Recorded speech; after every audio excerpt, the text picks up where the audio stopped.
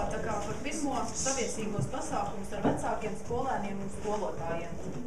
Un es pat varētu teikt tā, ka sākotnēji tiešām mans bērns jau tagad 8. klasē mācās, pirmajās klasītēs tā tiešām bija problēma, ka paliek vecāki, tad tieši ar vecākiem kopā laikam vēl pēdējais brīdis to ir.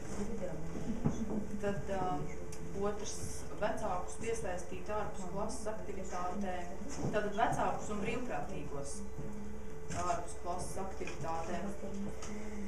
Var būt tie paši pārgājieni, tā tikai vienam pašam pedagogam nav tur jātiek galā ar dažādiem bērniem, ar dažādu raksturu bērniem pirmām kārtām. Un tad trešais pasākums radošo spēju atklāsmei. Tur noteikti arī varētu tos pašus vecākus piesaistīt, bet tikpat labi, ja kuru citu no malas piesaistīt kādu profesijas pārstāvi, kas varētu nedaudz iepazīstināt.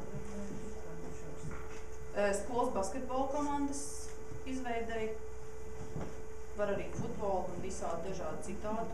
Šobrīd tenis arī aktuāls.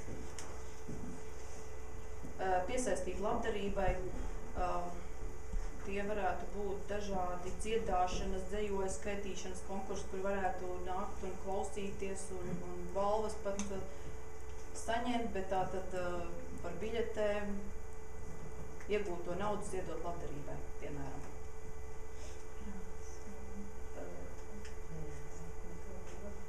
Telpa brīvajam laikam. Tas vairāk tiem, kas gaida autobusu, lai nav jāblandās pa pilsētu, pa autoostu un vēl visur, kur citur, tad tie bērni tiek piesaistīti un tātad konkrētā telpā.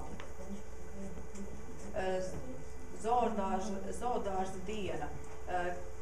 Bērni var nākt katrs ar savu mīļdzīvnieku, protams, tīģeri nē, čūskām varbūt gluži nē, bet kādiem kaķiem, varbūt šurkām, kāmīšiem, un tad pastāstīt katrs par savu to mīļdzīvnieku un izglītot arī citus. Protams, ballītes. Bērniem vienmēr šķiet, kad ir ballītes par maz, skolotājiem šķiet, ka bērni pārāk palaidīgi un ballītes nenotiek. Tā.